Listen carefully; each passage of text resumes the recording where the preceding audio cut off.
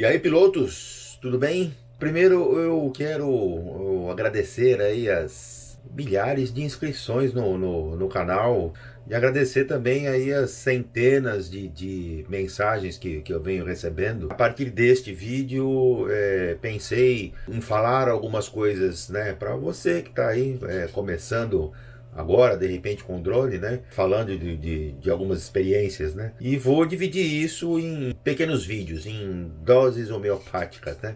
Eu sou o Vainer Marques e você está no canal MacDrone.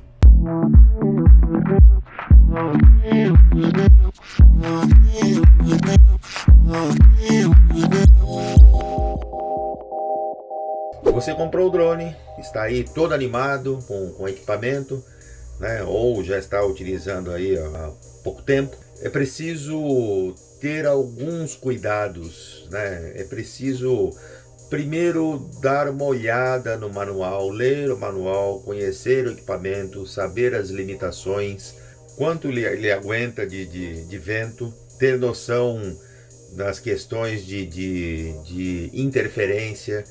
Saber, por exemplo, que em locais com metal, com ferragem, o equipamento não consegue subir, né? Dá erro de compass, erro de bússola. Tem uma série de detalhes que são importantes você saber. Conhecendo a velocidade do que o seu equipamento aguenta, você precisa ter uma noção na questão da velocidade do vento e saber que quanto mais alto você está, né? Quanto mais alto o seu drone está, na verdade, mais vento tem.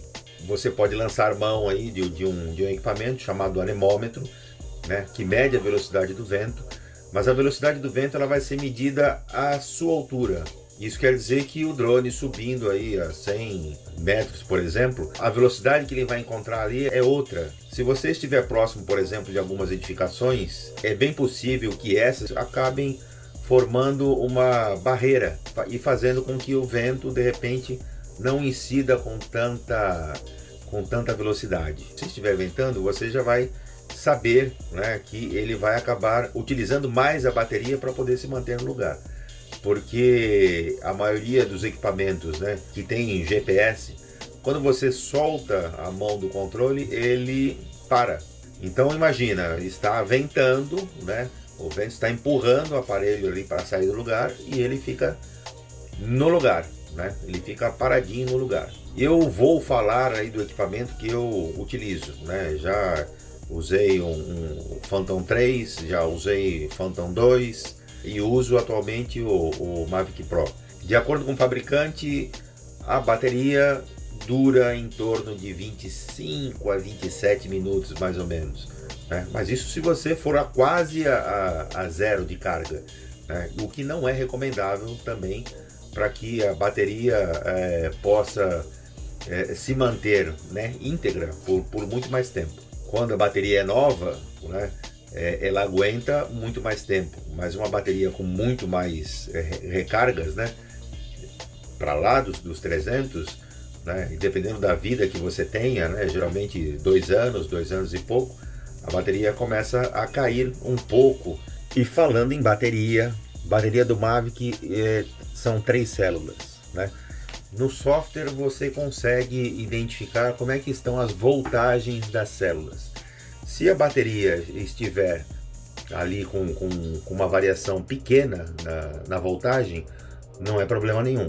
Porém, se você identificar ali uma variação maior em algumas das células, aí já pode começar a pensar em comprar uma nova. Isso não quer dizer que você vai descartar. Mas essa bateria, por exemplo, que está aí com uma variação um pouco maior nas células, né? Ou seja, a vida útil dela já está indo embora, você pode de repente utilizar essa bateria para voos mais curtos, mais próximos, né? Você tem que estar o tempo todo prestando atenção mais ou menos na voltagem ali que aparece a informação no aplicativo. De repente você não vai usar ali os seus 20 e poucos minutos, mas você vai usar menos. Antes de começar qualquer coisa, você precisa fazer uma avaliação da sua aeronave, né? Prestar atenção se ela não tem nenhuma trinca, se o gimbal está funcionando corretamente, mexer ali nos motores para ver se eles não estão presos ou se não estão com alguma dificuldade de girar, dar uma olhada nas hélices, porque tudo isso acaba impactando na qualidade do voo. E falando em voo, é mais interessante você fazer o voo a partir da sua mão, né? Não colocar o drone no chão, mas fazer com segurança. No caso do Mavic Pro, por exemplo, você tem esse adaptador, né, colocado a uma cinta de pescoço, fazendo com que o controle fique a uma altura em que uma mão só é possível ligar o drone e fazer com que ele suba, né? Então eu particularmente, na grande maioria dos voos meus, o drone sai da mão.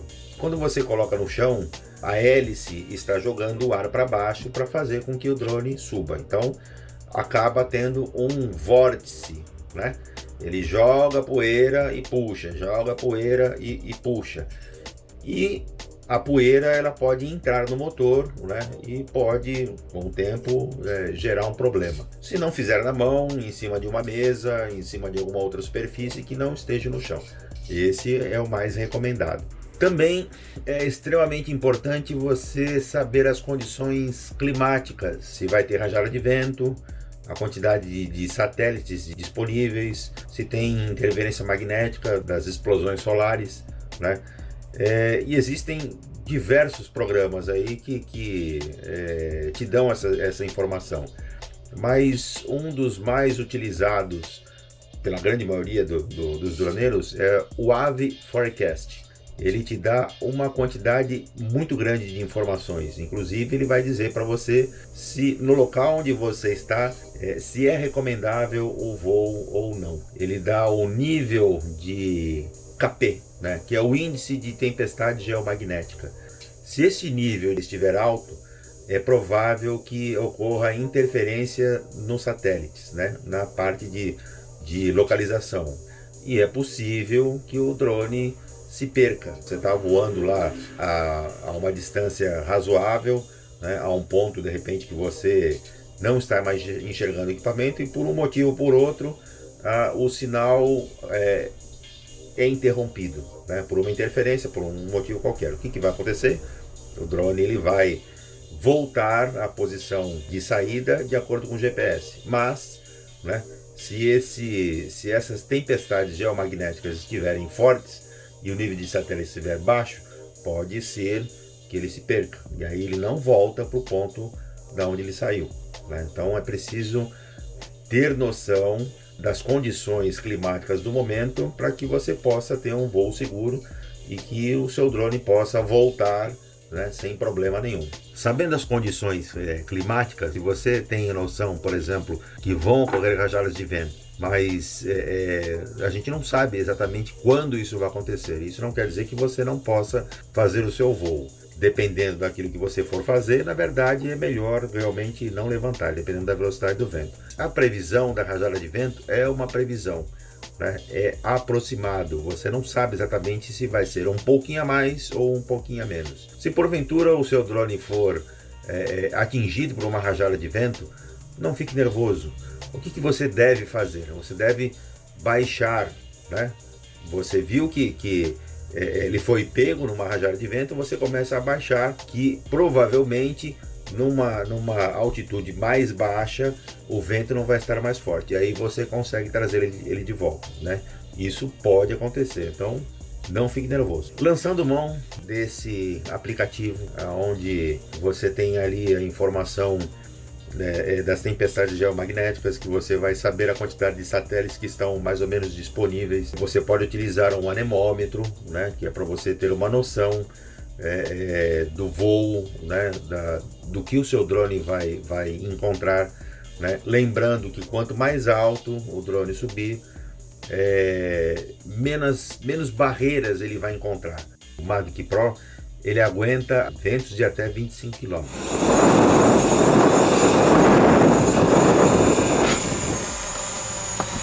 Se você tiver aí uma previsão de rajadas de vento de 25, de 30 km, não suba, né?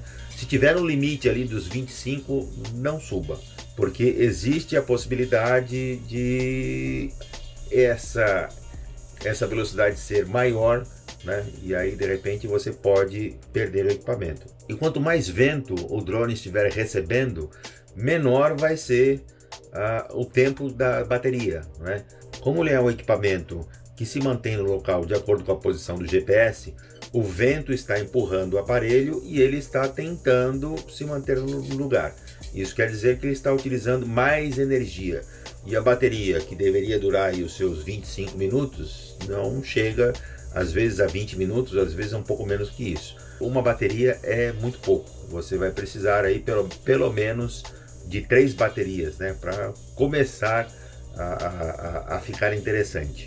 E falando em energia, quando você utilizar uma bateria, é preciso que você guarde essa bateria no local relativamente bem ventilado, para que ela possa esfriar, diminuir a temperatura, e depois de um certo tempo você pode recarregar.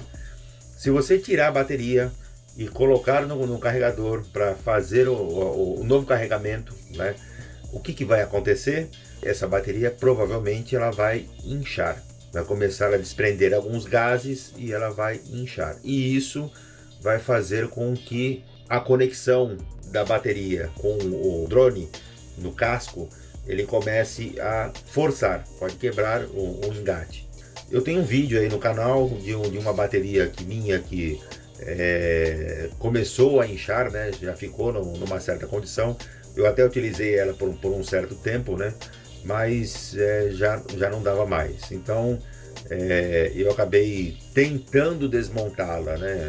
E outra coisa importante, vai fazer o trabalho, olhou a bateria, você carregou a 100%, mas você carregou alguns dias atrás e guardou a bateria, melhor não voar com essa energia. O que você deve fazer? Melhor sair com o drone, fazer pequenos voos, verificar se está tudo certo, se a estabilidade está boa, se o gimbal está funcionando de acordo. Aproveita e faz a atualização aí do software da DJI, atualiza os no-fly zones, que são os locais em que você não pode voar, próximo de área militar, próximo de heliponto. Então tem regiões que você não pode, não deve voar. Depois que você fez esses testes, aí sim, né, no dia anterior ao trabalho que você vai realizar, você carrega o drone a 100%, né? Ou se puder carregar no mesmo dia, algumas horas antes, melhor ainda.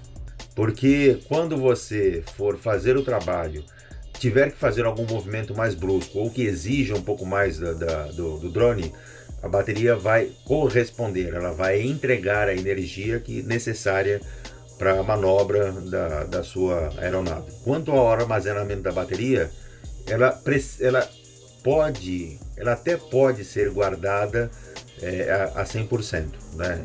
A bateria ela é inteligente, ela tem um circuito eletrônico em que ela vai identificar, né, depois de um certo tempo em que ela não foi utilizada, ela vai começar a fazer um autodescarregamento. Mas isso, dizem os técnicos, não é muito interessante. Então você vai guardar a sua bateria por mais tempo, deixe ela com carga de 15 a 20%. E aí não tem problema nenhum. Depois de uns 10 ciclos mais ou menos de recarga, é interessante que você baixe a carga dela para até uns 10%, um pouquinho abaixo de 10%, para que na próxima, né, você possa fazer a recarga, né? Dizem os técnicos que esse procedimento, a cada 10 recargas, né, você baixar até 10%, para depois você fazer uma recarga cheia, completa, né, do 100%. Dizem os técnicos que isso é um procedimento que faz com que as baterias durem mais tempo, né? Eu, por exemplo, tenho baterias aí que eu estou utilizando há praticamente 2 anos, sem problema nenhum. E é isso, por enquanto é só. Pode mandar as mensagens para mim aí que a gente vai respondendo na medida do possível. Obrigado por assistir o vídeo. Não deixe de clicar se gostou ou se não gostou do vídeo. Se inscreva no canal, aperte o sininho, né? Clique lá no sininho para que ele possa avisar você quando tiver alguma nova atualização no canal, tá bom? Um abraço a você, piloto, e bons voos. Até a próxima.